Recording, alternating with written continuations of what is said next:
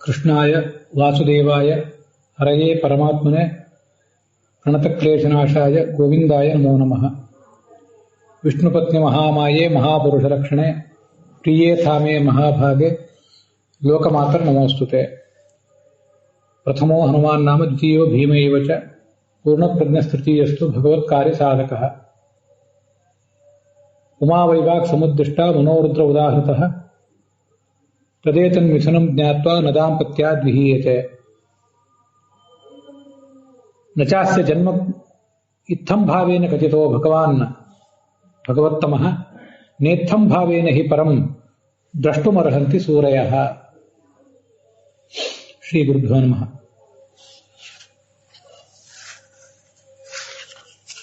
ಅಥಾತ್ರ ಭಾಗವತೆ ದ್ವಿತೀಯ ಸ್ಕಂಧೆ ದಶಮೇ ಅಧ್ಯಾಯೇ ಚತುಶ್ಚತ್ವಾರಿಂಶಃ ಶ್ಲೋಕಃ. ಎರಡನೇ ಸ್ಕಂದದ 10ನೇ ಅಧ್ಯಾಯದ 44ನೇ ಶ್ಲೋಕಃ ಅತ್ರ ವ್ಯಾಖ್ಯಾಸ್ಯತೆ.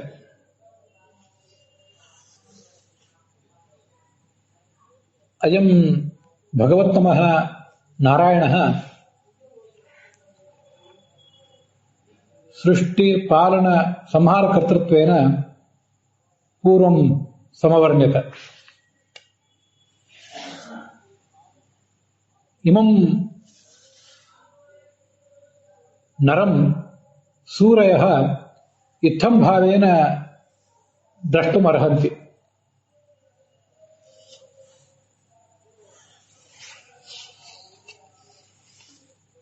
ನಾರಾಯಣಾದ್ ಭಿನ್ನಂ ಪರಂ ತತ್ವಂ ಇತ್ತಂ ಭಾವೇನ ನೈವ ದ್ರಷ್ಟುಮರ್ಹಂತಿ ಸೂರಯಃ. ಯತಃ ಅಸ್ಯ ನಾನಾವಿಧಾನ್ ಗುಣಾನ್ ಜ್ಞಾತ್ವ ಸ್ತುತ್ವ ಇವ ನರಃ ಮುಚ್ಯತೆ. ಅಸ್ಯ ಗೌಣಾನಾಂ ನಾಮ್ನಾಂ ಸಂಕೀರ್ತನಮೇವ ಪರಮೋ ಧರ್ಮಃ ಇತಿ ಮಹಾಭಾರತಮಪಿ ಉದ್ಘೋಷಯತಿ.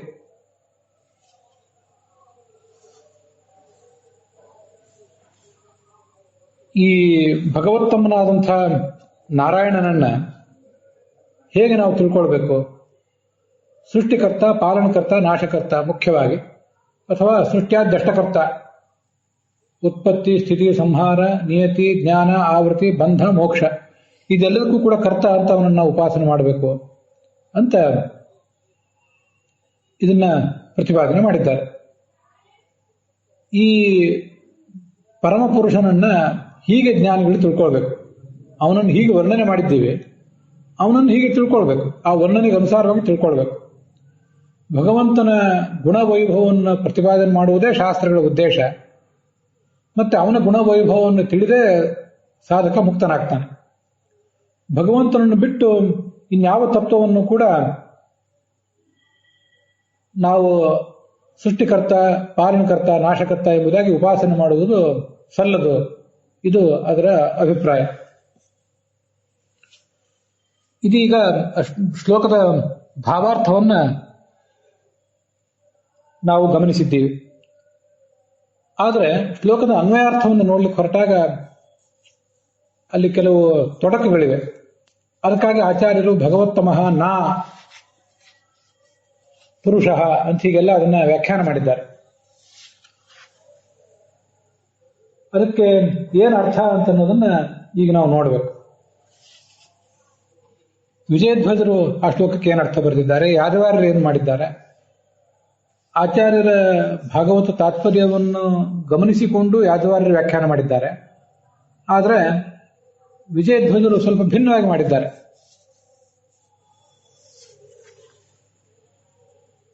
ಏನದಕ್ಕೆ ಅರ್ಥ? ಈ ಭಗವಾನ್ ಭಗವತ್ತಮಃ ಅಂತಲ್ಲಿ ಶಬ್ದ ಇದೆ, ಅದೇ ತುಂಬಾ ವಿಚಿತ್ರವಾಗಿದೆ. ಮೊದಲು ಈ ಭಗವಂತ ಅವನು ಭಗವತ್ತಮನಾಗಿದ್ದಾನೆ ಅಂತ. ಈ ಭಗವತ್ತಮ ಅಂದ್ರೆ ಏನರ್ಥ? ಭಗವಾನ್ ಅಂದ್ರೆ ಅದರ ಅರ್ಥ ಏನು? ಭಗವತ್ತಮರು ಅಂದ್ರೆ ಚತುರ್ಮುಖ ಬ್ರಹ್ಮಾದಿಗಳು, ಸಕಲ ದೇವತೆಗಳು ಕೂಡ ಭಗವಂತರು ಅಂತ ಕರೆಸ್ಕೋತಾರೆ. ಉತ್ಪತ್ತಿ ಆಯತಿಂ ಚೈವ ಭೂತಾನಾಂ ಆಗತಿಂ ಗತಿಂ ವೇತ್ತಿ ವಿದ್ಯಾಂ ಅವಿದ್ಯಾಂ ಚ ಭಗವಾನಿತಿ ಕಥ್ಯತೆ ಅಂತ ಒಂದು ಪ್ರಮಾಣ ಕೇಳಿ ಬರ್ತದೆ.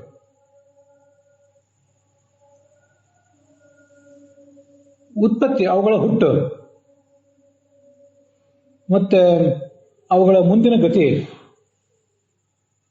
ಅವುಗಳ ಗಮನ ಆಗಮನ, ವ್ಯಕ್ತಿ ವಿದ್ಯಾಮವಿದ್ಯಾಂಶ, ಜ್ಞಾನ ಅಜ್ಞಾನ, ಇದೆಲ್ಲವನ್ನೂ ಯಾರು ತಿಳಿದಿದ್ದಾನೆ ಅವನನ್ನು ಭಗವತ್ತಮ ಅಂತ ಹೇಳಬೇಕು ಅಂತ ಅದರ ತಾತ್ಪರ್ಯ.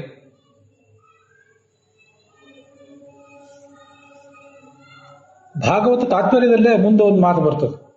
ಅದನ್ನ ಇದಕ್ಕೆ ಆಧಾರವಾಗಿ ಇಟ್ಕೊಂಡ್ರೆ ಇನ್ನೂ ಹೆಚ್ಚು ಸೂಕ್ತ ಆಗ್ತದೆ.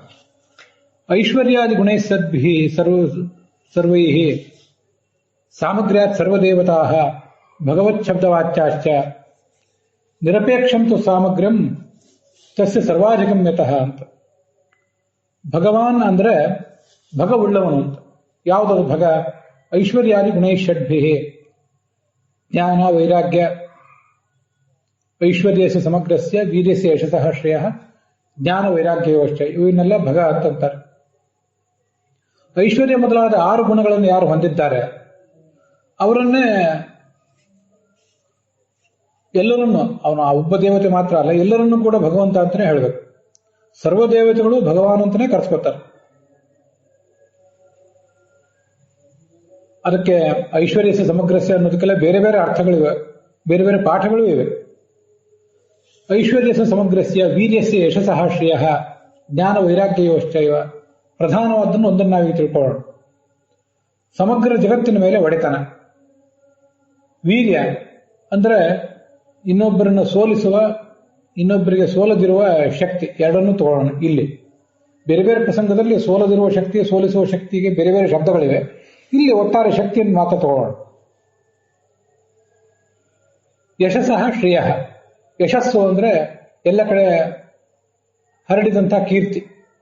ಶ್ರೀ ಅಂದ್ರೆ ಅವನ ಸ್ವರೂಪಗತವಾದಂಥ ಸೌಂದರ್ಯ. ಅಲ್ಲಿ ಸಾಕ್ಷಾತ್ ಸ್ತ್ರೀತು ಹರೇ ರೂಪಂ ಇಂದಿರಾತು ದಾದಾಶ್ರಯ ಅಂತ ಭಾಗವತ ತಾತ್ಪರ್ಯದಲ್ಲೇ ಒಂದು ಕಡೆ ಬಂದಿದೆ. ಶ್ರೀ ಅನ್ನೋ ಶಬ್ದ ಭಗವಂತನ ಸ್ವರೂಪ ಸೌಂದರ್ಯವನ್ನು ಹೇಳ್ತದೆ, ಹಾಗೆ ಲಕ್ಷ್ಮೀದೇವಿಯನ್ನು ಹೇಳ್ತದೆ. ಹೀಗೆ ಶ್ರೀ ಅನ್ನುವುದು ಭಗವಂತನ ಅಸಾಧಾರಣ ಗುಣಗಳಲ್ಲಿ ಒಂದು.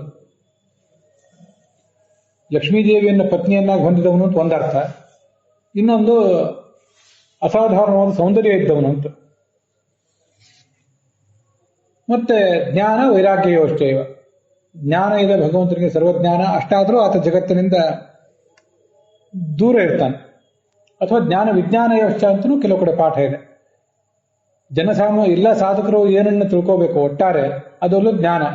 ಒಬ್ಬೊಬ್ಬ ಸಾಧಕ ನಿರ್ದಿಷ್ಟವಾಗಿ ಏನನ್ನು ತಿಳಿಯಬೇಕೋ ಅದು ವಿಜ್ಞಾನ, ಹೀಗೆ ಹೇಳ್ತಾರೆ. ಈ 6 ಗುಣಗಳಿರುವುದರಿಂದ ಲಕ್ಷ್ಮೀದೇವಿ, ಚತುರ್ಮುಖ ಬ್ರಹ್ಮ, ಹೀಗೆ ಎಲ್ಲ ದೇವತೆಗಳು ಭಗವತ್ ಶಬ್ದದಿಂದ ವಾಚ್ಯರೇ. ಆದರೆ ಮುಖ್ಯ ಭಗವತ್ ಶಬ್ದ ವಾಚ್ಯನಾದವನು ಭಗವಂತ ವಿಷ್ಣುವೇ.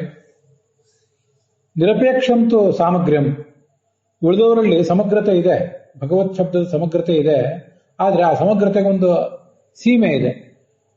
ಸೀಮಾತೀತವಾದ ಗುಣಗಳ ವೈಭವ ಅವನಲ್ಲೇ ಇದೆ, ಭಗವಂತನಲ್ಲೇ ಇದೆ. ಆದ್ದರಿಂದ ಅವನು ಭಗವತ್ತಮನಾದ ಭಗವಾನ್ ಅಂತ ಈಗ ಅದರ ತಾತ್ಪರ್ಯ. ಎಲ್ಲಾ ಭಗವಂತರಲ್ಲೂ ಶ್ರೇಷ್ಠನಾದ ಭಗವಾನ್ ಅವನು. ಅದಕ್ಕಾಗಿ ಅವನನ್ನು ಈ ತರ ವರ್ಣನೆ ಮಾಡಿದ್ದಾರೆ. ಚತುರ್ಮುಖ ಬ್ರಹ್ಮಾದಿಗಳಿಗಿಂತಲೂ ಉತ್ತಮನಾದವನು, ಮತ್ತೆ ಭಗವಾನ್ ಅಂದ್ರೆ ಐಶ್ವರ್ಯಾದಿ ಗುಣವುಳ್ಳವನು. ಇಂಥ ಈ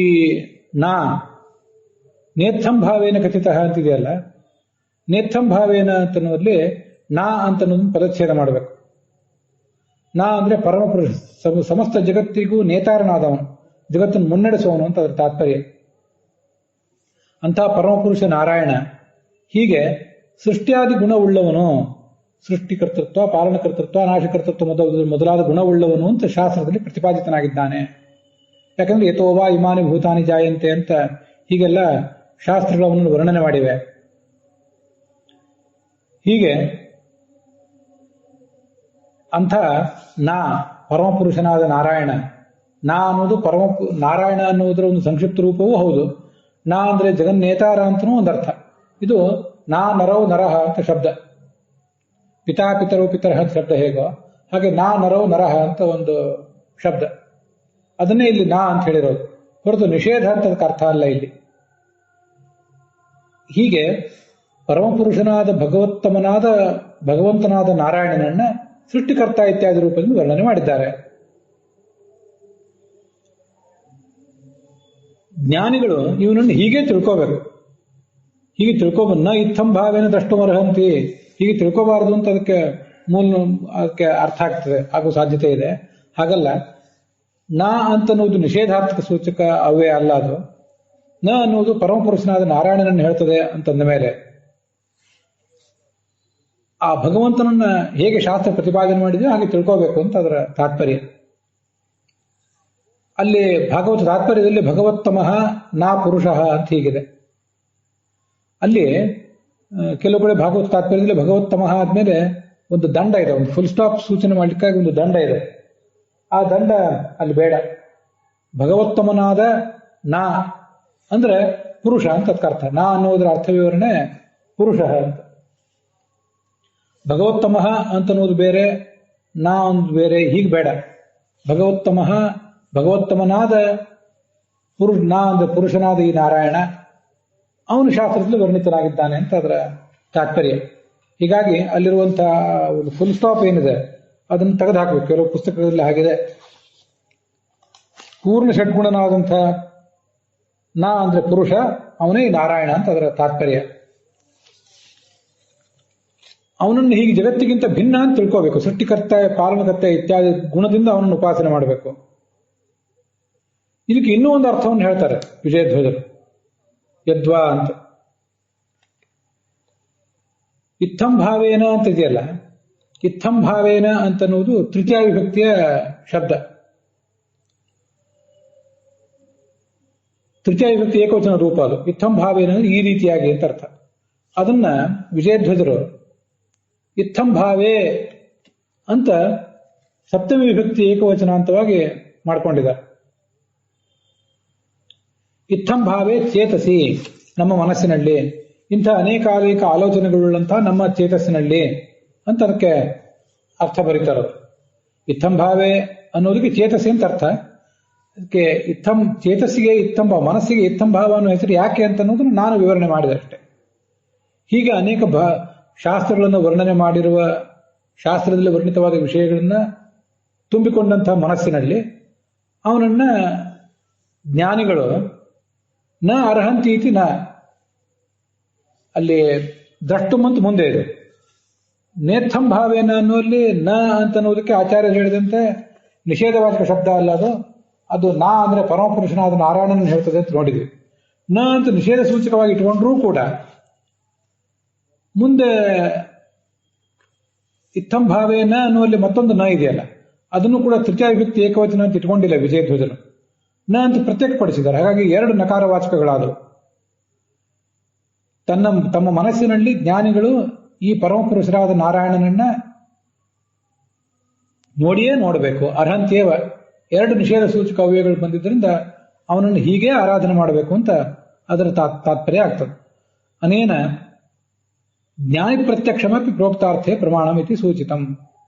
ಇಲ್ಲಿವರೆಗೆ ನಾನೇನು ಭಾಗವತದಲ್ಲಿ ಹೇಳಿದ್ವಿ, ಇದೆಲ್ಲ ಜ್ಞಾನಿಗಳು ಅರ್ಥ ಮಾಡಿಕೊಂಡಿರುವಂತಹ ವಿಚಾರ. ಇದು ಜ್ಞಾನಿಗಳು ತಾವು ಕಂಡುಕೊಂಡಂತಹ ವಿಚಾರಗಳು. ಜ್ಞಾನಿಗಳ ಪ್ರತ್ಯಕ್ಷವೂ ಇಲ್ಲಿ ಪ್ರಮಾಣ, ಕೇವಲ ಆಗಮ ಪ್ರಮಾಣ ಅಲ್ಲ, ಜ್ಞಾನಿಗಳು ಕಂಡುಕೊಂಡಂತಹ ವಿಚಾರವೂ ಕೂಡ ಪ್ರಮಾಣ ಅಂತ ಅದರ ಪ್ರತಿಪಾದನೆ ಆಯಿತು.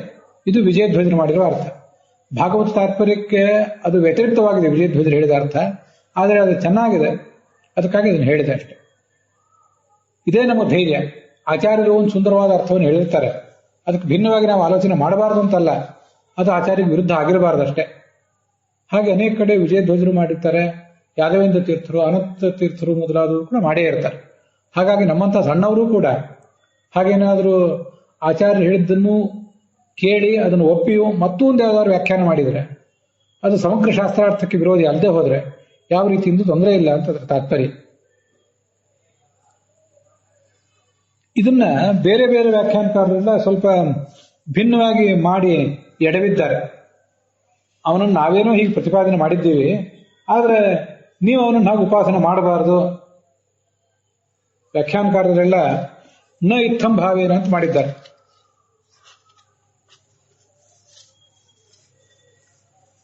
ಪರಮಾತ್ಮನನ್ನ ಹೀಗೆ ಉಪಾಸನೆ ಮಾಡಬಾರದು. ಶ್ರೀಧರಿಯ ವ್ಯಾಖ್ಯಾನ ಹಾಗೆ ವ್ಯಾಖ್ಯಾನ ಮಾಡಿದೆ. ಇತ್ತಂ ಭಾವೇನ ಖಚಿತ, ಶಾಸ್ತ್ರ ಏನೋ ಅವನನ್ನು ಹಾಗೆ ವರ್ಣನೆ ಮಾಡಿದೆ, ಆದರೆ ಜ್ಞಾನಿಗಳು ಅವನನ್ನು ಆ ರೀತಿಯಾಗಿ ಉಪಾಸನೆ ಮಾಡುವುದು ಸಲ್ಲದು ಅಂತ ಶ್ರೀಧರಿಯ ವ್ಯಾಖ್ಯಾನ. ಪರಮಾತ್ಮನ ಗುಣವೈಭವಗಳನ್ನೆಲ್ಲ ಪ್ರತಿಪಾದನೆ ಮಾಡಿದ ಮೇಲೂ ಕೂಡ ಅದನ್ನು ಹಾಗೆ ಉಪಾಸನೆ ಮಾಡಬಾರದು ಅಂತ ಅವರ ತಾತ್ಪರ್ಯ. ಅವನಲ್ಲಿ ಆ ಸೃಷ್ಟಿಕರ್ತೃತ್ವ, ಪಾಲನಕರ್ತೃತ್ವ ಮೊದಲಾದ ಗುಣಗಳೇನಿರ್ತಾವಲ್ಲ ಅವೆಲ್ಲವೂ ಕೂಡ ವ್ಯಾವಹಾರಿಕವಾದ ಗುಣಗಳು. ಮೂಲತಃ ಬ್ರಹ್ಮ ನಿರ್ಗುಣ, ಸವಿಶೇಷಂ ಪರಂಬ್ರಹ್ಮ ನಿರ್ವಿಶೇಷಂ ಪರಂಬ್ರಹ್ಮ ಸಾಕ್ಷಾತ್ಕರ್ತು ಮನೀಶ್ವರಾಹ ಯೇ ಮಂದಾಹ ತೇನು ಕಂಪ್ಯಂತೆ ಸವಿಶೇಷ ನಿರೂಪಣೆ ಅಂತ ಒಂದು ಕಡೆ ಅದ್ವೈತ ಶಾಸ್ತ್ರದಲ್ಲಿ ವರ್ಣನೆ ಮಾಡ್ತಾರೆ. ಈ ನಿರ್ಗುಣವಾದ ಪರಬ್ರಹ್ಮನನ್ನ ಒಮ್ಮೆಲೆ ಸಾಕ್ಷಾತ್ಕರಿಸಿಕೊಳ್ಳುವುದು ಸಾಮಾನ್ಯ ಸಾಧಕರಿಗೆ ಆಗದ ಮಾತು. ಅದಕ್ಕಾಗಿ ಅವರು ಮೊದಲು ಸಗುಣ ಬ್ರಹ್ಮನನ್ನು ಆರಾಧನೆ ಮಾಡ್ತಾರೆ. ಮುಂದೆ ಆ ಸಗುಣ ಬ್ರಹ್ಮನ ಆರಾಧನೆ ಎಂಬ ಮೆಟ್ಟಲನ್ನು ಏರಿ ಮುಂದೆ ನಿರ್ಗುಣ ಬ್ರಹ್ಮನ ಆರಾಧನೆಯನ್ನು ಮಾಡ್ತಾರೆ ಅಂತ ಅವರು ವ್ಯಾಖ್ಯಾನ ಮಾಡ್ತಾರೆ. ಹೀಗೆ ನಿರ್ಗುಣ ಬ್ರಹ್ಮದ ಆರಾಧನೆಯನ್ನು ನೇರವಾಗಿ ಮಾಡಲಾಗದ, ಆ ಎತ್ತರಕ್ಕೆ ಒಮ್ಮೆಲೆ ಏರಲಾರದ ಸಾಮಾನ್ಯ ಸಾಧಕರಿಗಾಗಿ ಅನುಕಂಪೆಯಿಂದ ಸಗುಣ ಬ್ರಹ್ಮದ ಆರಾಧನೆಯನ್ನು ಶಾಸ್ತ್ರದಲ್ಲಿ ವಿಧಿಸಿದ್ದಾರೆ ಅಂತ ಅದರ ತಾತ್ಪರ್ಯ.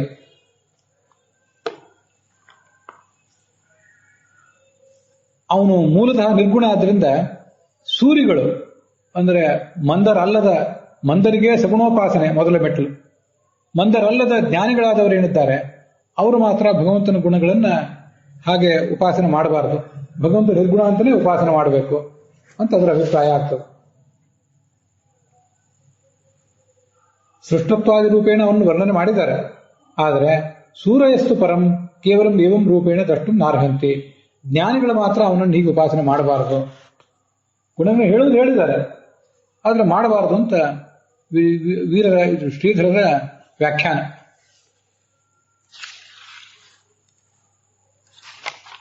ಸೂರಯ ಬ್ರಹ್ಮವಿದ ಇತ್ತಂ ಭಾವಿನ ಚಿದಚಿದ್ರೂಪೇಣ ಪರಂ ಕೇವಲಂ ದ್ರಷ್ಟುಂ ನಾರ್ಹಂತಿ ಕಿಂತು ತದ್ವಿಲಕ್ಷಣತ್ವೇನ. ಇದರಲ್ಲಿ ವೀರರಾಗವರು ಹೇಳಿದ ವ್ಯಾಖ್ಯಾನ ಒಂದು ಮಟ್ಟಿಗೆ ನಮಗೆ ಸ್ವೀಕಾರಕ್ಕೆ ಯೋಗ್ಯ ಆಗ್ತದೆ. ಈ ಭಗವಂತನನ್ನ ಇತ್ತಂ ಭಾವೇನ ಅಂದರೆ ಚಿದಚಿದ್ರೂಪದಿಂದ, ಈ ಜಡಚೇತನಗಳೆಲ್ಲವೂ ಕೂಡ ಭಗವಂತನಿಗೆ ಶರೀರ ಅಂತ ಶಾಸ್ತ್ರ ಪ್ರತಿಪಾದನೆ ಮಾಡಿದೆ. ಆದರೆ ಅದೊಂದೇ ಅನುಸಂಧಾನ ನಮಗಿರ್ತಕ್ಕದ್ದಲ್ಲ, ಇನ್ನೊಂದೇನು ಅನುಸಂಧಾನ ಇರಬೇಕು ಅಂದ್ರೆ ಕಿಂತು ತದ್ವಿಲಕ್ಷಣತ್ವೇನ, ಚಿದಚಿತ್ತುಗಳು ಜಡಚೇತನಗಳು ಆ ಭಗವಂತನಿಗೆ ಶರೀರ ಎಂಬ ಉಪಾಸನೆಯೂ ಬೇಕು, ಆ ಅನುಸಂಧಾನವೂ ಬೇಕು. ಅದಕ್ಕಿಂತ ಆತ ಭಿನ್ನ ಎಂಬ ವಿಲಕ್ಷಣವನ್ನು ಕೂಡ ಉಪಾಸನೆಯನ್ನು ಮಾಡಬೇಕು ಅಂತ ಹೀಗಾದರ ತಾತ್ಪರ್ಯ. ಪರಂ ಅಂದ್ರೆ ಕೇವಲಂ ಅಂತ ಅರ್ಥ. ಇದೇ ಸಂಸ್ಕೃತದ ಸೊಬಗು. ಪರಂ ಅಂದ್ರೆ ಸರ್ವೋತ್ತಮ ಅಂತ ಅರ್ಥ, ಪರಂ ಅಂದ್ರೆ ಆದರೆ ಅಂತ ಅರ್ಥ. ಅದಕ್ಕೆ ವೀರರಾಘವ ಶ್ರೀಧರರು ಪರಂ ಅಂದ್ರೆ ಏವಂ ರೂಪೇಣೈವ ದಷ್ಟುಂ ನಾರ್ಹಂತಿ, ಹೀಗೆ ಮಾತ್ರ ಅವರು ಉಪಾಸನೆ ಮಾಡಬಾರದು, ನಿರ್ಗುಣ ಅಂತಲೇ ಉಪಾಸನೆ ಮಾಡಬೇಕು ಅಂತ ಅವರು ಅಭಿಪ್ರಾಯಪಟ್ಟರು. ಪರಂ ಅಂದ್ರೆ ಕೇವಲಂ ಅನ್ನೋ ಅರ್ಥವನ್ನೇ ಶ್ರೀಧರರು ಕೂಡ ವೀರರಾಘವರು ಕೂಡ ಇಟ್ಕೊಂಡ್ರು. ಪ್ರಕೃತಿ ಚಿತ್ತಕ್ಕಿಂತ ವಿಲಕ್ಷಣ ಎಂಬುದಾಗಿ ಆತನನ್ನು ತಿಳ್ಕೊಳ್ಬೇಕು ಅಂತ ಅವರ ಅಭಿಪ್ರಾಯ ಆಗ್ತದೆ.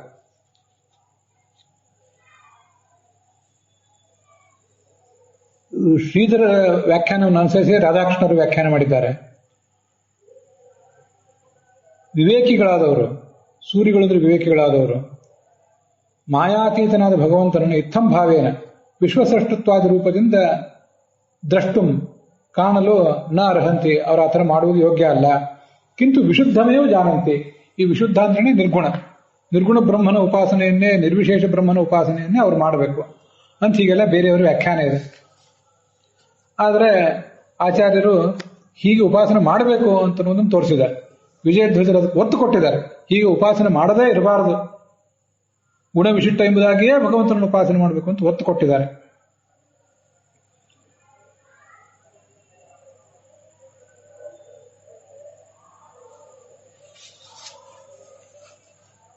ಇನ್ನು ಒಟ್ಟಾರೆ ಶ್ಲೋಕದ ಅರ್ಥ ಏನಾಯಿತು ಯಾದವಾರ್ಯ ಹೇಳ್ತಾರೆ.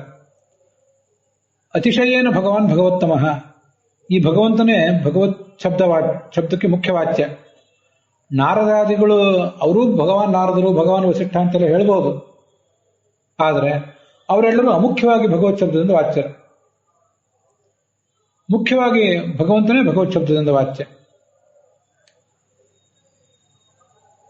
ನಾರದಾದಿಗಳಂತೆ ಭಗವಂತನನ್ನು ಕೂಡ ಸೀಮಿತವಾದ ಗುಣವುಳ್ಳವನು ಅಂತ ಉಪಾಸನೆ ಮಾಡಬೇಡಿ, ಹಾಗೆ ಮಾಡಿ ಕೆಟ್ಟೀರಿ ಅನ್ನೋದನ್ನು ಶಾಸ್ತ್ರ ನಮಗೆ ಎಚ್ಚರಿಸಿ ಹೇಳ್ತಾ ಇದೆ.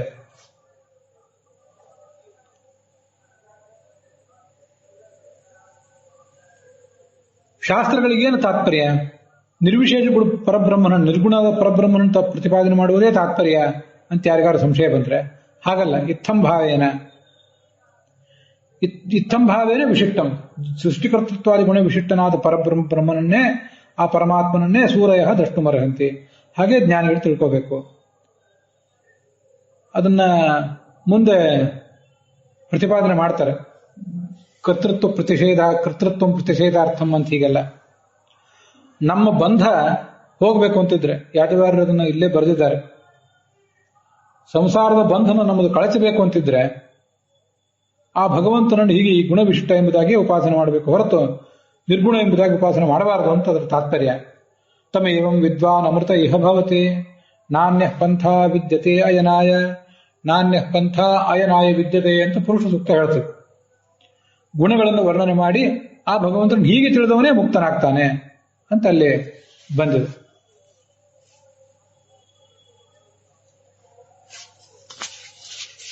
ನಚಾಸ್ಯ ಜನ್ಮಕರ್ಮಾಣಿ ಪರಸ್ಯನ ವಿಧೀಯತೆ ಅಂತ ಮುಂದೆ 45ನೇ ಶ್ಲೋಕ.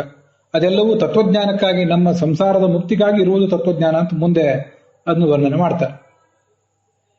ಇಲ್ಲಿ ಈ ನೇತ್ತಂಭಾವೇನ ಇದೆಲ್ಲ ಇದೆಯಲ್ಲ, ವಿಜಯಧ್ವಜರು ಮಾಡಿದ ಒಂದು ಅರ್ಥವನ್ನು ನೋಡಿದ್ವಿ. ಇತ್ತಂಭಾವೇನ ಅನ್ನೋದು ತೃತೀಯ ವಿಭಕ್ತಿ ಅಲ್ಲ, ಅದು ಹೊರತು ಇತ್ತಂಭಾವೇ ಅಂತ ಒಂದು ಶಬ್ದ. ಹಾಗಾಗಿ 2 ನಕಾರಗಳು ಸಿಕ್ಕವು. ಆ 2 ನಕಾರಗಳು ಸೇರಿ ಭಗವಂತನನ್ನು ಹೀಗೆ ಉಪಾಸನೆ ಮಾಡಲೇಬೇಕು ಅನ್ನೋ ಅರ್ಥ ತಿಳಿಯುತ್ತದೆ ಅಂತ. ಇದಕ್ಕೆ ಶುಕದೇವರು ಒಂದು ವ್ಯಾಖ್ಯಾನ ಮಾಡಿದ್ದಾರೆ.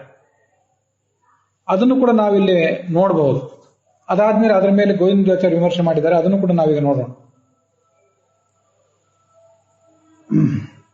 ಸೂರಯ ವಿವೇಕಿನಃ ಪರಂ ಭಗವದಿತರಂ ಕಾಲಕರ್ಮಾದಿಕಂ ಇತ್ತಂಭಾವೇನ ವಿಶ್ವಕಾರಣತ್ವೇನ ದ್ರಷ್ಟುಂ ನಾರ್ಹಂತಿ ಇತಿ ಶುಕದೇವ. ಭಗವಂತನನ್ನ ಹೀಗೆ ವರ್ಣನೆ ಮಾಡಿದ್ದೇವೆ ನಾವು, ಅವನೇ ಜಗತ್ತಿಗೆ ಕರ್ತ ಎಂಬುದಾಗಿ. ಇನ್ನ ಪರಂ, ಪರ ಅಂದ್ರೆ ಭಿನ್ನ ಅಂತ ಒಂದು ಅರ್ಥ ಇದೆ. ಸರ್ವೋತ್ತಮ ಅನ್ನೋ ಅರ್ಥವನ್ನು ನಾವೀಗ ಇಲ್ಲಿ ಇಟ್ಕೊಂಡದ್ದು. ಪರ ಅಂದ್ರೆ ಭಿನ್ನ ಅಂತ ಒಂದು ಅರ್ಥ ಇದೆಯಲ್ಲ. ಈ ಪರಮಾತ್ಮನಿಗಿಂತ, ಭಗವತ್ತಮನಾದ ಭಗವಂತನಿಗಿಂತ ಭಿನ್ನವಾದ ಈ ಲಕ್ಷ್ಮೀದೇವಿ, ಚತುರ್ಮುಖ ಮೊದಲಾದವರು, ಕಾಲಾಭಿಮಾನಿ ದೇವತೆಗಳು ಇತ್ಯಾದಿ ಯಾರ್ಯಾರಿದ್ದಾರಲ್ಲ, ಅವರನ್ನ ಇತ್ತಂಭಾವೇನ ದ್ರಷ್ಟುಂ ನಾರ್ಹಂತಿ, ಅವರನ್ನ ಹೀಗೆ ಸೃಷ್ಟತ್ವಾದಿ ಗುಣವುಳ್ಳವರು ಅಂತ ಭಗವಂತನ ವೈಭವವನ್ನು ಅವರಲ್ಲಿ ಕಾಣಬಾರದು. ಭಗವಂತ ಹೇಗೆ ಗುಣವಿಶಿಷ್ಟನೋ, ಸಕಲ ಗುಣ ವಿಶಿಷ್ಟನೋ, ಗುಣತಃ ಅನಂತನೋ, ಹಾಗೆ ಗುಣತಃ ವ್ಯಾಪ್ತ, ಗುಣತಃ ಅನಂತ ಎಂಬುದಾಗಿ ಭಗವಂತನನ್ನು ಉಪಾಸನೆ ಮಾಡಬೇಕೇ ಹೊರತು ಪರಂ, ಭಗವಂತನಿಗಿಂತ ಭಿನ್ನವಾದ ತತ್ವವನ್ನು ಯಾವುದನ್ನು ಜ್ಞಾನಿಗಳು ಈ ಗುಣವಿಶಿಷ್ಟ ಎಂಬುದಾಗಿ ಉಪಾಸನೆ ಮಾಡೋದಿಲ್ಲ. ಗುಣಗಳ ಸಮಗ್ರ ವೈಶಿಷ್ಟ್ಯ ಅನ್ನೋದು ಭಗವಂತನಲ್ಲಿಯೇ ಅಂತ ಶುಕದೇವರು ವ್ಯಾಖ್ಯಾನ ಮಾಡಿದ್ದಾರೆ. ಕಾಲ, ಕರ್ಮ ಇತ್ಯಾದಿ ಯಾವುದನ್ನು ಕೂಡ ವಿಶ್ವಕಾರಣ ಎಂಬುದಾಗಿ ಉಪಾಸನೆ ಮಾಡಬಾರದು. ಲಕ್ಷ್ಮೀದೇವಿ ಕೂಡ ಪೂರ್ಣವಾಗಿ ಜಗತ್ತಿಗೆ ಕಾರಣಗಳಲ್ಲ, ಏಕೈಕ ಕಾರಣ ಅಂದ್ರೆ ಭಗವಂತ ಒಂದೇ. ಈ ಅರ್ಥ ಚೆನ್ನಾಗಿದೆ, ಈ ಶುಕದೇವರು ಹೇಳಿದ ಅರ್ಥ. ಆದರೆ ಗೋವಿಂದಾಚಾರ್ಯರು ಅದರ ಬಗ್ಗೆ ಒಂದಿಷ್ಟು ವಿಮರ್ಶೆ ಮಾಡಿದ್ದಾರೆ. ಇಲ್ಲಿ ಈ ಶ್ಲೋಕ, ಅದರ ಮತ್ತು ಮುಂದಿನ ಶ್ಲೋಕ 45ನೇ ಶ್ಲೋಕದಲ್ಲಿ ಪರ ಅಂತಿದೆ. ಅಲ್ಲೊಂದು ಪರ ಅಂತ ಶಬ್ದ ಇದೆ. ಹಿಂದೆ ಕೆಲವು ಕಡೆ ಪರ ಅಂತ ಶಬ್ದ ಬಂದಿದೆ. 32ನೇ ಶ್ಲೋಕ ಮೊದಲಾದ ಕಡೆ, 36ನೇ ಶ್ಲೋಕದಲ್ಲಿ ಸಕರ್ಮ ಕರ್ಮಕಃ ಪರಹ ಅಂತ ಅಲ್ಲೊಂದು ಶಬ್ದ ಬಂದಿದೆ. ಹೀಗೆ ಇಲ್ಲಿ ಎಲ್ಲ ಕಡೆನೂ ಕೂಡ ಅನೇಕ ಕಡೆ ಪರ ಅಂತ ಒಂದು ಶಬ್ದ ಇದೆ. ಈ ಪರ ಎಂಬ ಶಬ್ದಕ್ಕೆ ಏನು ಅರ್ಥ ಮಾಡಬೇಕು? ಪರ ಎಂಬ ಶಬ್ದಕ್ಕೆ ಎಲ್ಲ ಕಡೆಯೂ ಕೂಡ ಶ್ರೇಷ್ಠ ಅನ್ನೋ ಅರ್ಥವೇ ಇದೆ.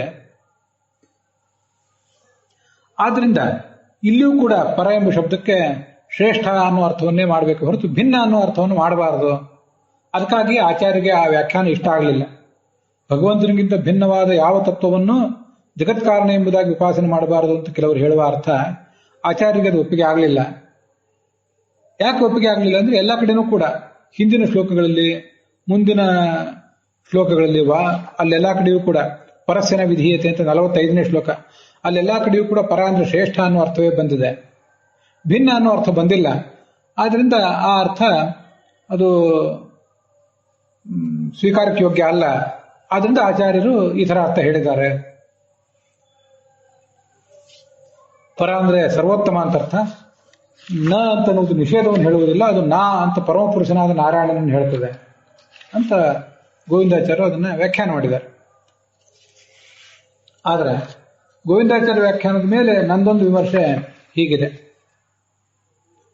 ಈ ಹಿಂದೆ ಎಲ್ಲಾ ಕಡೆನೂ ಕೂಡ ಪರ ಎಂಬ ಅರ್ಥಕ್ಕೆ ಸರ್ವೋತ್ತಮ ಅನ್ನೋ ಅರ್ಥವೇ ಇರಲಿ, ಮುಂದೆ ಎಲ್ಲಾ ಕಡೆನೂ ಕೂಡ ಪರ ಎಂಬ ಶಬ್ದಕ್ಕೆ ಸರ್ವೋತ್ತಮ ಅನ್ನೋ ಅರ್ಥವೇ ಇರಲಿ. ಒಂದು 100 ಪ್ರಸಂಗಗಳಲ್ಲಿ 99 ಬಾರಿ ಪರ ಎಂಬ ಶಬ್ದಕ್ಕೆ ಸರ್ವೋತ್ತಮ ಅಂತಾನೆ ಅರ್ಥ ಇದೆ. ಒಂದು ಪ್ರಸಂಗದಲ್ಲಿ ಪರ ಎಂಬ ಶಬ್ದಕ್ಕೆ ಭಿನ್ನ ಅಂತ ಯಾಕೆ ಅರ್ಥ ಮಾಡಬಾರದು? ಇದನ್ನು ಸ್ವಲ್ಪ ವಿಚಾರ ಮಾಡ್ಬೇಕಲ್ಲ ನಾವು ಕೂಡ. ಅದೇನಾದ್ರು ಶಾಸ್ತ್ರಕ್ಕೆ ವಿರುದ್ಧ ಆಗಿದ್ರೆ, ಆಚಾರ್ಯರ ತಾತ್ಪರ್ಯಕ್ಕೆ ವಿರುದ್ಧ ಆಗಿದ್ರೆ ಹಾಗೆ ಅರ್ಥ ಮಾಡಬಾರದು ಅನ್ನೋದನ್ನು ಒಪ್ಪೋಣ. 99 ಬಾರಿ ಅಲ್ಲ, 999 ಬಾರಿ, ಅದೆಷ್ಟು ಬಾರಿ ಬೇಕಾದರೂ 99.999 ಬಾರಿಯೂ ಪರ ಎಂಬ ಶಬ್ದಕ್ಕೆ ಸರ್ವೋತ್ತಮ ಅನ್ನೋ ಅರ್ಥವೇ ಇದೆ. ಆದರೆ ಒಂದು ಸರಿ ಪರ ಎಂಬ ಶಬ್ದಕ್ಕೆ ವಿಲಕ್ಷಣ ಭಿನ್ನ ಅಂತ ಅರ್ಥ ಮಾಡಿದ್ರು ಅದು ತಪ್ಪೇನಲ್ಲ. ಆದ್ರಿಂದ ಶುಕದೇವರು ಹೇಳಿದ ವ್ಯಾಖ್ಯಾನ ತಪ್ಪಲ್ಲ. ಆದರೂ ಆಚಾರ್ಯರು ಈ ತರ ಭಾಗವತ ತಾತ್ಪರ್ಯ ಮಾಡಿದ್ದಾರೆ. ಯಾಕೆ ಅಂತ ಅದನ್ನು ಹೇಳ್ತೇನೆ ನಾನು.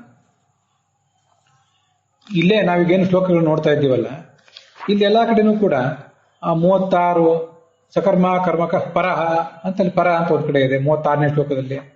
34ನೇ ಶ್ಲೋಕದಲ್ಲಿ ವಾಂಗ್ ಮನಸ್ಸೋ ಪರಂ ಅಂತಿದೆ. 45ನೇ ಶ್ಲೋಕದಲ್ಲಿ ಪರಸ್ಯನ ವಿಧೀಯತೆ ಅಂತ ಅಲ್ಲಿ ಪರ ಅಂತಿದೆ. ಎಲ್ಲಾ ಕಡೆನೂ ಕೂಡ ಸರ್ವೋತ್ತಮ ಎಂಬ ಅರ್ಥವೇ ಎಲ್ಲಿ ಬಂದಿದೆ? ಪರ ಅಂದ್ರೆ ಸರ್ವಶ್ರೇಷ್ಠ ಅನ್ನೋ ಅರ್ಥವೇ ಎಲ್ಲಿ ಬಂದಿದೆ? ವಾಂಗ್ ಮನಸ್ಸೋ ಪರಂ ಎಂಬಲ್ಲಿ ವಾಂಗ್ ಮನಸ್ಸಿಗೆ ಅಗೋಚರ ಅನ್ನೋ ಅರ್ಥ ಬಂದೇ ಇದೆಯಲ್ಲ. ಆದ್ರಿಂದ ಪರ ಎಂಬ ಶಬ್ದಕ್ಕೆ 34ನೇ ಶ್ಲೋಕದಲ್ಲಿ ಅಗೋಚರ ಅಂತ ಅರ್ಥ, ಮತ್ತೆ ಇನ್ನು ಕೆಲವು ಶ್ಲೋಕಗಳಲ್ಲಿ ಶ್ರೇಷ್ಠ ಅಂತ ಅರ್ಥ. ಒಂದೊಂದು ಕಡೆ ಒಂದೊಂದು ರೀತಿಯ ಅರ್ಥವನ್ನು ಯಾಕೆ ಇಟ್ಕೋಬಾರದು? ಅದೇನು ವಿರುದ್ಧ ಆದರೆ ಅದನ್ನು ನಿರಾಕರಣೆ ಮಾಡ್ರಿ. ಪ್ರಸಂಗ ಬಂದಾಗ ಪರ ಎಂಬ ಶಬ್ದಕ್ಕೆ ಅಗೋಚರ ಅಂತ ಅರ್ಥ ಮಾಡೋಣ. 36ನೇ ಶ್ಲೋಕದಲ್ಲಿ ಸಕರ್ಮ ಕರ್ಮಕ ಪರಹ ಎಂಬಲ್ಲಿ ಶ್ರೇಷ್ಠ ಅಂತ ಅರ್ಥ ಮಾಡೋಣ. ಅದನ್ನು ಸ್ವೀಕಾರ ಮಾಡೋಣ. ಇಲ್ಲಿ ಈಗ ನಾವು 44ನೇ ಶ್ಲೋಕ ಏನು ನೋಡ್ತಾ ಇದ್ದೀವಿ, ಇಲ್ಲಿ ಪರ ಎಂಬ ಶಬ್ದಕ್ಕೆ ಶುಕದೇವ ಹೇಳಿದಂತೆ ಭಿನ್ನ ಅನ್ನೋ ಅರ್ಥವನ್ನು ಇಟ್ಕೊಳ್ಳೋಣ, ಪರ ಎಂಬ ಶಬ್ದಕ್ಕೆ ಸರ್ವೋತ್ತಮ ಎಂಬ ಅರ್ಥವನ್ನು ಇಟ್ಕೊಳ್ಳೋಣ. ವೇದಕ್ಕೆ 3 ಅರ್ಥ ಇವೆ, ಮಹಾಭಾರತಕ್ಕೆ 10 ಅರ್ಥಗಳಿವೆ ಅಂತೆ, ಭಾಗವತಕ್ಕೆ ಎಷ್ಟು ಅರ್ಥ ಇವೆಯೋ ಗೊತ್ತಿಲ್ಲ. ಒಂದಕ್ಕಿಂತ ಅನೇಕ ಅರ್ಥಗಳನ್ನು ಭಾಗವತಕ್ಕೆ ಹೇಳಿದ್ರೆ ಅದು ಒಂದು ಉತ್ತಮವಾದ ಅನುಸಂಧಾನವೇ. ಆ ಅರ್ಥ ತಪ್ಪು ಅಂತ ಆದ್ರೆ ಅದನ್ನ ವಿಚಾರ ಹೇಳಿದೆ, ಅದನ್ನು ಬಿಡೋಣ. ಮತ್ತೆ ಶುಕದೇವರು ಹೇಳಿದ ಅರ್ಥ ಏನಿದೆ ಅದು ಸುಂದರವಾಗಿದೆ ಮತ್ತು ಸುಲಭವಾಗಿ ನಮಗೆ ಹೊಳೆಯುವಂಥದ್ದಾಗಿದೆ. ಆದ್ರಿಂದ ಅದನ್ನು ಆಚಾರ್ಯ ಹೇಳಿಲ್ಲ. ನಿಮಗೆ ಯಾವುದು ಸುಲಭವಾಗಿ ಹೊಳೆಯುವುದಿಲ್ಲವೋ ಅದನ್ನು ಆಚಾರ್ಯ ಹೇಳಿದ್ದಾರೆ. ಸೂರಿಗಳು ಪರಂ, ಈ ಭಗವಂತನಿಗಿಂತ ಭಿನ್ನವಾದ ಯಾವ ತತ್ವವನ್ನು ಕೂಡ ಇತ್ತಂ ಭಾವೇನ ದ್ರಷ್ಟುಂ ನಾರ್ಹಂತಿ. ಭಗವಂತನನ್ನು ಹೇಗೆ ಜಗತ್ಕಾರಣ ಎಂಬುದಾಗಿ ಉಪಾಸನೆ ಮಾಡ್ತಾರೋ ಹಾಗೆ ಕಾಣ್ತಾರೋ ಹಾಗೆ ಉಳಿದದ್ದು ಯಾವುದನ್ನು ಕಾಣಬಾರದು ಅನ್ನೋ ಅರ್ಥ ತುಂಬಾ ಸರಳವಾಗಿ ನಮಗೆ ಹೊಳೆಯುತ್ತದೆ. ನಾವೇನು ಅದ್ವೈತ ಪರವಾಗಿ ನಿರ್ಗುಣ ಪರವಾಗಿ ಶ್ರೀಧರ ಹೇಳಿದ ಅರ್ಥವನ್ನು ಏನು ಇಟ್ಕೊಳ್ಬೇಕಾಗಿಲ್ಲ. ಜ್ಞಾನಿಗಳಿಗೆ ಉಪಾಸನೆ ಮಾಡಬಾರದು ಅಂತ ಅರ್ಥ ಅಲ್ಲ. ಪರಂ ಎಂಬ ಶಬ್ದಕ್ಕೆ ಕೇವಲ ಅಂತ ಅರ್ಥನೂ ಬೇಡ, ಪರ ಎಂಬ ಶಬ್ದಕ್ಕೆ ಭಿನ್ನ ಅಂತ ಅರ್ಥನೂ ಮಾಡೋಣ. ಪರಂ ಭಗವದಿತರಂ ಅಂತ ಚೆನ್ನಾಗಿ ಹೇಳಿದ್ದಾರೆ ಶುಕದೇವರು. ಆ ಅರ್ಥವನ್ನು ಇಟ್ಕೊಂಡು ಭಗವಂತನಿಗಿಂತ ಭಿನ್ನವಾದ ತತ್ವವನ್ನು ಜಗತ್ ಕಾರಣ ಎಂಬುದಾಗಿ ಉಪಾಸನೆ ಮಾಡಬಾರದು ಅಂತ ಶುಕದೇವರ ಅರ್ಥ ಇದೆ. ಚೆನ್ನಾಗೇ ಇದೆ, ಸುಂದರವಾಗಿದೆ. ಆದರೆ ನಮಗೆ ಸರಳವಾಗಿ ಹೊಳೆಯುವಂತಹ ಅರ್ಥ, ನಮ್ಮ ತತ್ವವಾದಕ್ಕೆ ಅದು ಅನುಗುಣವಾಗಿಯೇ ಇದೆ. ಆದರೆ ಆಚಾರ್ಯರು ನಮಗೆ ಹೊಳೆಯದೇ ಇರುವಂತಹ ಅರ್ಥ, ನಾ ಅಂತ ಪರಮಪುರುಷ ಅಂತ ಅರ್ಥ ಮಾಡಬೇಕು, ನಾನು ನಿಷೇಧವಾಚಕ ಶಬ್ದ ಅಂತ ಇಟ್ಕೊಳ್ಳುವುದಲ್ಲದೇನೆ ನಾ ಅಂದ್ರೆ ಪರಮಪುರುಷ ನಾರಾಯಣ ಅಂತಲೂ ಇಟ್ಕೋಬೇಕು ಅನ್ನೋದು ನಮ್ಮಂಥವ್ರಿಗೆ ಸಾಮಾನ್ಯವಾಗಿ ಹೊಳೆಯದೇ ಇರುವ ಅರ್ಥ. ಅದನ್ನು ಅವ್ರು ಹೇಳಿದ್ದಾರೆ ಅಷ್ಟೇ. ಮತ್ತೆ ಈ ಎಲ್ಲಾ ಶಬ್ದಗಳಿಗೂ ಕೂಡ ಭಗವಂತನನ್ನು ಹೇಳುವುದು ತಾತ್ಪರ್ಯ. ಇಲ್ಲಿ ಗಮನಿಸೋಣ. ಇತ್ತಂ ಭಾವೇನ ಕಥಿತಃ ಭಗವಾನ್ ಪುರುಷೋತ್ತಮ. ಪೂರ್ವಾರ್ಧದಲ್ಲಿ ಪುರುಷೋತ್ತಮನಾದ ಭಗವತ್ತಮನಾದ ಭಗವಂತನಾದ ನಾರಾಯಣನನ್ನು ಹೀಗೆ ಸೃಷ್ಟತ್ವಾದ ಗುಣವುಳ್ಳವನು ಎಂಬುದಾಗಿ ವರ್ಣಿಸಿದ್ದಾರೆ. ಅವನು ಹೀಗೆ ವರ್ಣಿಸಲ್ಪಟ್ಟಿದ್ದಾನೆ. ಇಷ್ಟ ಆಯಿತು. ಇದು ನಾರಾಯಣನ ಪರವಾದ ಪ್ರತಿಪಾದನೆ ಆಯಿತು. ಮುಂದೆ ನಾರಾಯಣಕ್ಕಿಂತ ಭಿನ್ನವಾದ ಜಗತ್ತನ್ನು ಹೀಗೆ ಕಾಣಬಾರದು ಅಂತ ಪ್ರತಿಪಾದನೆ ಮಾಡಿದರೆ ಅದು ಅಲ್ಲಿರೋ ಪರ ಎಂಬ ಶಬ್ದ ಇತ್ಯಾದಿ ಶಬ್ದಗಳು ಭಗವದ್ವಿತರವಾದ ಜಗತ್ತಿನ ಬಗ್ಗೆ ಹೇಳಿದಂತಾಯಿತು. ಭಗವದ್ವಿತರವಾದ ಜಗತ್ತನ್ನ ನಾರಾಯಣಕ್ಕಿಂತ ಇನ್ಫೀರಿಯರ್, ಕಡಿಮೆ ಅಂತಲೇ ಅರ್ಥ ಹೇಳಿದ್ದಾರೆ, ಅದರಲ್ಲೇನು ದೋಷ ಏನಿಲ್ಲ. ಆದರೆ ಪರ ಎಂಬ ಶಬ್ದವನ್ನ ಕೇವಲ ಭಿನ್ನ ಎಂಬ ಅರ್ಥವನ್ನು ಇಟ್ಕೊಳ್ಳುವುದು ಮಾತ್ರ ಬೇಡ, ಈ ಭಗವದ್ವಿತರವಾದ ಜಗತ್ತನ್ನು ಹೀಗೆ ಕಾಣಬಾರದು ಅನ್ನುವ ಅರ್ಥ ಮಾತ್ರ ಇಟ್ಕೊಂಡು ನೀವು ತೃಪ್ತರಾಗಬೇಡಿ. ಆ ಅರ್ಥವನ್ನು ಹೇಳಿ ಆ ಅರ್ಥಕ್ಕಿಂತ ಮೇಲೆ ಏರಿ ಹೋಗಿರಿ. ಹಾಗಾದ್ರೆ ಒಟ್ಟಾರೆ ಎರಡು ಅರ್ಥಗಳೇನು? ಪರಂ, ಜಗತ್ತಿಗಿಂತ ಭಿನ್ನನಾದ, ಭಗವಂತನಿಗಿಂತ ಭಿನ್ನವಾದ ಯಾವುದೇ ಜಡವನ್ನಾಗಲಿ ಚೇತನನ್ನಾಗಲಿ ಹೀಗೆ ಇತ್ತಂಭಾವೇನ ಸೃಷ್ಟಿಕರ್ತವಾದ ಗುಣವುಳ್ಳವನೆಂಬುದಾಗಿ ಸೂರ್ಯಗಳು ಕಾಣಬಾರದು ಅಂತ ಒಂದರ್ಥ. ಹಾಗಾದ್ರೆ ಯಾರನ್ನು ಕಾಣಬೇಕು ಅಂದ್ರೆ ಈ ವಿಜಯಧ್ವಜರು ಹೇಳಿದ್ದಾರೆ, ಎರಡು ನಕಾರಗಳನ್ನು ಇಟ್ಕೊಂಡು ಭಗವಂತನನ್ನು ಹೀಗೆ ಕಾಣಲೇಬೇಕು, ಭಗವಂತನನ್ನೇ ಕಾಣಬೇಕು. ಸೃಷ್ಟಿಕರ್ತೃತ್ವ ಮೊದಲಾದ ಗುಣವುಳ್ಳವನೆಂಬುದಾಗಿ ಅವನನ್ನೇ ಕಾಣಬೇಕು. ಅರ್ಹಂತೀತಿನ ಅವರಿಗೆ ಹಾಗೆ ಉಪಾಸನೆ ಮಾಡಬಾರದು ಅಂತಿಲ್ಲ, ಮಾಡಲೇಬೇಕು. ಮಾಡುವ ಶಕ್ತಿ ಇಲ್ಲ ಅಂತ ಅವ್ರಿಗೇನು ತಿಳ್ಕೋಬೇಡಿ ಯಾರು, ಅವ್ರಿಗೆ ಮಾಡುವ ಶಕ್ತಿ ಇದೆ, ಮಾಡಿಯೇ ಮಾಡ್ತಾರೆ. ಇದು ವಿಜಯಧ್ವಜರು ಹೇಳಿದ ಅರ್ಥ. ಎರಡನೇದು. ಮತ್ತೆ ಆಚಾರ್ಯ ಹೇಳಿದ ಅರ್ಥ, ನಾ ಅಂದ್ರೆ ಪರಮಪುರುಷ, ಇತ್ತಂಭಾವೇನ ತೃತೀಯ ವ್ಯಕ್ತಿಯ ಕವಚನವೇ. ನಾ ಅಂದ್ರೆ ಪರಮಪುರುಷ, ಪರಮಪುರುಷ ಅಂದ್ರೆ ನಾರಾಯಣ, ಅವನನ್ನ ಜ್ಞಾನಿಗಳು ಉಪಾಸನೆ ಮಾಡಿ ಕರಹರಾಗಿದ್ದಾರೆ ಅಂತ ಒಟ್ಟು ಮೂರು ಅರ್ಥಗಳಾಗ್ತವೆ. ನಮಗೆ ತಿಳಿದೇ ಇರುವ ಅರ್ಥವನ್ನು ಆಚಾರ್ಯ ಹೇಳಿದ್ದಾರೆ. ಸಕಲ ಶಬ್ದಗಳಿಂದಲೂ ಸಾಧ್ಯವಾದಷ್ಟು ಭಗವಂತನನ್ನೇ ಅವರು ಕಾಣುವ ಪ್ರಯತ್ನ ಮಾಡ್ತಾರೆ. ಆದ್ರಿಂದ ಆಚಾರ್ಯ ಹೇಳಿದ ಅರ್ಥವನ್ನು ನಾವು ತಗೊಳ್ಬೇಕು. ಶುಕದೇವರು ಹೇಳಿದ ಅರ್ಥ ತಪ್ಪು ಅಂತಲ್ಲ, ನನಗೇನೋ ಹೀಗೆ ಕಾಣಿಸ್ತದೆ. ಅದಕ್ಕೆ ಮುಖ್ಯವಾಗಿ ಗೋವಿಂದಾಚಾರ್ಯ ಹೇಳೋದು ಎಲ್ಲ ಕಡೆ ಪರ ಎಂಬ ಶಬ್ದಕ್ಕೆ ಸರ್ವೋತ್ತಮ ಅಂತ ಅರ್ಥ ಇದೆ ಅಂತ. 1,00,000 ಬಾರಿ ಸರ್ವೋತ್ತಮ ಅಂತ ಇರಲಿ ಪರ ಎಂಬ ಶಬ್ದಕ್ಕೆ, ಒಂದು ಬಾರಿ ಭಿನ್ನ ಅಂತ ಅರ್ಥ, ಒಂದು ಬಾರಿ ಅಗೋಚರ ಅಂತ ಅರ್ಥ ಬರಬಾರ್ದು. ಯಾಕೆ? ಅಲ್ಲೇ 36ನೇ ಶ್ಲೋಕದಲ್ಲಿ ವಾಂಗ್ ಮನಸ್ಸು ಪರ ಅಂತ ಬಂದೇ ಇದೆ. ಅವನನ್ನ ಯಾಕೆ ನಾವು ನಿರಾಕರಣೆ ಮಾಡಬೇಕು? ಆದ್ರಿಂದ ಆಚಾರ್ಯ ಹೇಳಿದ ಅರ್ಥ ಇನ್ನೂ ಶ್ರೇಷ್ಠವಾಗಿದೆ. ಶ್ರೇಷ್ಠವಾದ ಅರ್ಥ ನಮ್ಮಂಥವ್ರಿಗೆ ಸಾಮಾನ್ಯವಾಗಿ ಹೊಳೆಯೋದಿಲ್ಲ. ಅದಕ್ಕೆ ಅದನ್ನ ನಾವಿಲ್ಲಿ ಸ್ವೀಕಾರ ಮಾಡಬೇಕು ಅಂತ ಅದರ ತಾತ್ಪರ್ಯ. ಅನಂತ ತೀರ್ಥರು ಕೂಡ ಹೇಳಿದ್ದಾರೆ, ಪರಂ ಕೇವಲಂ ಸೂರ್ಯ ಏವ ಉತ್ತಮ ಭಾವೇನ ದ್ರಷ್ಟುಂ ತಂ ಭಗವಂತು ಅರ್ಹಂತಿ ನೇತರೆ. ಜ್ಞಾನಿಗಳಿಗೆ ಮಾತ್ರ ಹೀಗೆ ಕಾಣುವ ಶಕ್ತಿ ಇದೆ ಹೊರತು ಜ್ಞಾನಿಗಳು ಅಲ್ಲದೇ ಇದ್ದವ್ರಿಗೆ ಹೀಗೆ ಕಾಣುವ ಶಕ್ತಿ ಇಲ್ಲ ಅಂತ ಅವರೊಂದು ಅರ್ಥವನ್ನು ಕೂಡ ಪ್ರತಿಪಾದನೆ ಮಾಡಿದ್ದಾರೆ. ಹೀಗೆ ಇವತ್ತು ನಾವು ಈ 44ನೇ ಶ್ಲೋಕದ ವಿವರಗಳನ್ನ ನೋಡಿದ್ದೇವೆ. ಒಟ್ಟಾರೆ ನನಗೆ ಧೈರ್ಯ ಬಂದದ್ದು ಏನಂದ್ರೆ, ಆಚಾರ್ಯರು ಏನು ಒಂದು ಅರ್ಥ ಹೇಳಿದ್ದಾರೆ, ಅಷ್ಟು ಹೇಳಿದ ಮೇಲೆಯೂ ಕೂಡ ಆಚಾರ್ಯರ ಪರಂಪರೆಯಲ್ಲೇ ಬಂದ ವಿಜಯಧ್ವಜರು ಬೇರೆ ಅರ್ಥ ಮಾಡಿದ್ದಾರೆ. ಹಿಂದೆ ಅನಂತ ತೀರ್ಥರು ಮೊದಲಾದವರು ಮಾಡಿದ್ದು ನಾವು ನೋಡಿದ್ದೇವೆ. ಆಚಾರ್ಯರ ಪರಂಪರೆಯಲ್ಲೇ ಬರದೇ ಇದ್ದವರು ಶುಕದೇವ ಮೊದಲಾದವರು ಬೇರೆ ಅರ್ಥ ಮಾಡಿದರೆ ಅದು ಕೂಡ ಏನು ತಪ್ಪಲ್ಲ. ಶಾಸ್ತ್ರಕ್ಕೆ ಅವಿರುದ್ಧ ಆದ್ರೆ ಅದನ್ನು ಸ್ವೀಕಾರ ಮಾಡಬಹುದು ನಾವು. ಅದು ನಮಗೊಂದು ಧೈರ್ಯ. ಆಚಾರ್ಯ ಹೇಳಿದ ಆಚಾರ್ಯ ಬಾಯಿ ಬಿಟ್ಟು ಹೇಳದೇ ಇರಬಹುದು, ಆದ್ರೆ ಅವ್ರ ಮನಸ್ಸಿನಲ್ಲಿದ್ದಂಥ ಅರ್ಥಗಳನ್ನೇ ನಮ್ಮಂತ ಅಲ್ಪರು ಕೂಡ ಹೇಳ್ತೀವಿ ಅನ್ನೋದನ್ನು ನಾವು ವಿನಮ್ರರಾಗಿ ತಿಳ್ಕೋಬೇಕು. ಅದು ನಮಗೆ ಹೊಸ ಹೊಸ ವ್ಯಾಖ್ಯಾನಗಳನ್ನು ಮಾಡ್ಲಿಕ್ಕೆ ಒಂದು ಧೈರ್ಯವನ್ನು ಕೊಡ್ತದೆ ಅಂತ ಹೇಳಲಿಕ್ಕೆ ಬಯಸ್ತೇನೆ. ಅದರೊಂದಿಗೆ ಈ 44ನೇ ಶ್ಲೋಕದ ವ್ಯಾಖ್ಯಾನ ಸಮಾಪ್ತ ಆಗಿದೆ. ಇವತ್ತಿನ ಭಾಗವು ಕೂಡ ಸಮಾಪ್ತ ಆಗಿದೆ. ಹುಸಿಯ ನಾಡಿ ಹೊಟ್ಟೆ ಹೊರೆವ ವಿಷಯದಲ್ಲಿ ರಸಿಕನೆಂದು ಹುಸಿಗೆ ಹಾಕಿದ್ರು ಇನ್ನು ಶ್ರೀಕೇಶನೆ, ಈಶನಿನ್ನ ಚರಣ ಭಜನೆ ಆಸೆಯನ್ನು ಮಾಡುವೆ, ದೋಷ ರಾಶಿ ನಾಶ ಮಾಡು ಶ್ರೀಶಕೇಶವ. ಶ್ರೀಕೃಷ್ಣಾರ್ಪಣಮಸ್ತು.